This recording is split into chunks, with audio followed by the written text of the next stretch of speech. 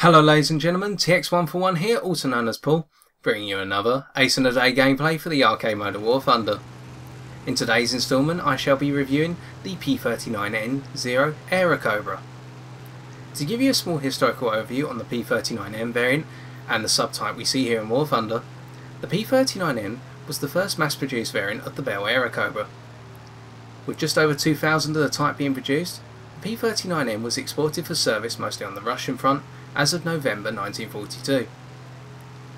The plane was exported under the Lend-Lease program, being suitable for the Eastern Front simply because it lacked a supercharger and therefore had to fight at lower altitudes, where the dogfights were happening most commonly on the Eastern Front around the ground units.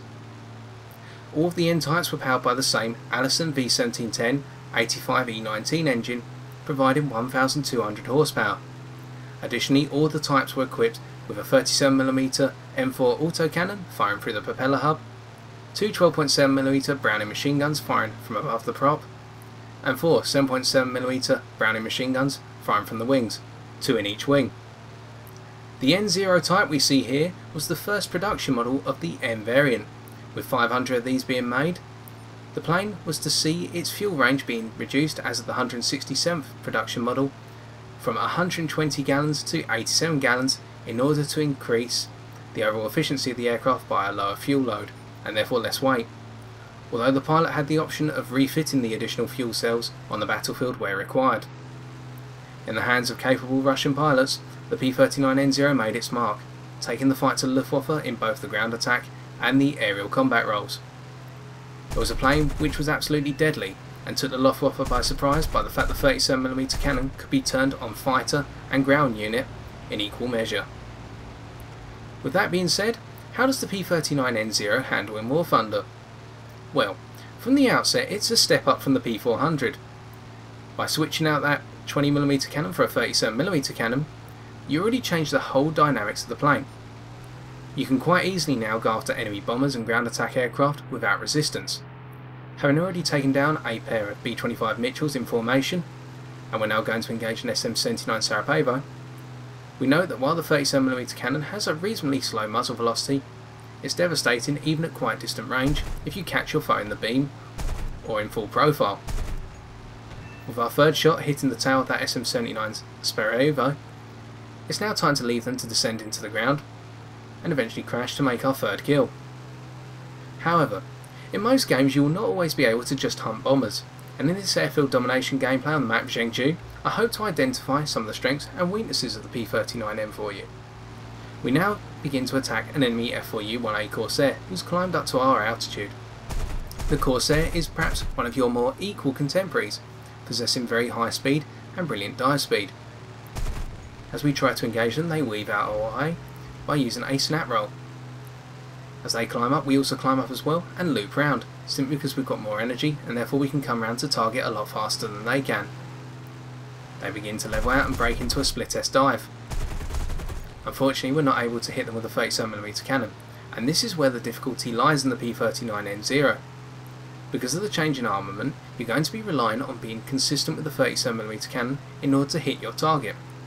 Having the two 12.7mm machine guns and additionally the 7.7s in the wings does allow you to do some critical damage when and where appropriate. However, you're not going to get much time on target, and the reason being that this is a plane which works very well when used quickly in an energetic boom and zoom capacity. I once again go to descend on this F4U-1A who's trying to climb up with me. As you're going to see once again, while we achieve a couple of hits with our machine guns, it takes us ages before we get our fourth kill, using the 37. As a result, we come out of our dive by diving even further, looking for targets that are trying to capture or attack over the central airfield. We begin by picking on a Migorovich 3. Achieving a nice critical on their tail, we then break forward to attack a Corsair trying to land, achieving another kill, and then we break onto the back of an SM-79, using our last couple of 37mm rounds ineffectively, and using our machine guns in order to do the rest of the damage. Having achieved a critical hit, we now break off, having jammed the majority of our machine guns and run out of cannon ammunition. So, with that being said, we've already highlighted some of the strengths of this plane.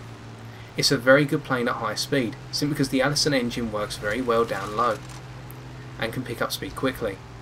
Additionally, in a dive you pick up speed rather well, almost comparable to an F4U Corsair, although not quite. Moreover, we dodge a load of fire from an IL-2M, and we note that that was because we're at high speed. And at high speeds, i.e. 400 km an hour or more, P-39N-0 picks up its responsiveness quite well, with the roll rate peaking to a decent roll rate, and the overall rudder responsiveness and control surface responsiveness going to its maximum. The IL-2M soon stalls out and has to level out, because they cannot match us in a climb. And as they turn towards the ground, we open fire again, and note that we've put them into the ground. For a critical hit on their tail, and that is to achieve our 7th kill very quickly. As I said earlier, down low this plane is very quick, and as a result you want to keep your altitude range somewhere between 1,000 and 3,000 meters.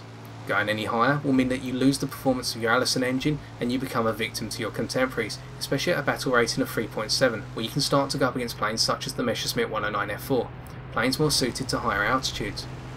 Additionally, whilst going below 1,000 meters can be risky simply because of the furballs that develop, below 1,000 meters you're really putting yourself on a footing where you've got nowhere to dive to if your opponent's equal to you in a dogfight. As a result, that's why I say keep between 1,000 and 3,000 meters, as not only is this where the engine seems to perform its best, but also this gives you the greatest maneuverability and variability in your dogfight tactics. As for turn fighting, well, the P-39N-0 follows on from the P-400 in that regard. It doesn't turn very well, and even at high speed you have to rely on the rudder in most cases from my experience in order to actually turn with an opponent. I've been able to turn with planes such as the early LA-5 at high speed simply because I've had to use the rudder along with the ailerons in order to bring the plane around. However, if you go up against something such as a Spitfire or indeed a KI-61, they will outturn you pretty much at any speed range, or indeed altitude range. We note that once again, using a quick energetic interception pass, we took out another B-25 Mitchell to achieve kill number 8. We've achieved our kills very quickly in this game, and that is exactly how the P-39N-0 plays out, whether you're in a ground strike or in a domination match. You have to keep going, keep your speed up, and aim for targets on the fly, rather than try to pick out a target that you're going to engage in a one-on-one engagement for a longer period of time. Descending on a PE-3, we take them out once again, with one of our 37mm rounds connecting and setting them on fire and achieving a critical, and then our second finishing off the job. That's 9 kills in the bag, and all with a setup which I'm about to outline to you. For the armament, I'm using omni-purpose ammunition in all of the machine guns. However, I'm using default ammunition in the 37mm cannon. Moreover, I'm using a gun convergence of 300 meters and a 30-minute fuel load. The reason I use this setup is as follows. Omni-purpose ammunition seems to work best for me in the machine guns. You haven't got a tracer incendiary belt, in particular, one that's filled with APIT rounds, so as a result I found omni-purpose is probably the best, unless you go with stealth ammunition, like I did with the P400. However, the default belt for the 37mm is made up entirely of high explosive fragmentation tracer rounds, I believe, although quote me and correct me if I'm wrong. As a result, this means that your damage is going to come in the form of a default belt, rather than an omni-purpose belt that's made up of a mixture of high explosive and armour piercing rounds. Indeed, high explosive will rip a plane, bomber or fighter to pieces very quickly. Meanwhile, armour piercing is more made for ground targets and harder targets. We tried to descend on that F6F Hellcat, although the A20 Havoc killed them very quickly. And with that being said, the game's about to come to its close. A very quick, brief, but deadly match in the P-39N-0. As we can see, we achieved the Punisher Award, and the Survivor Award, and the Terror of the Sky Reward. And as a result, let's take a look at some endgame stats.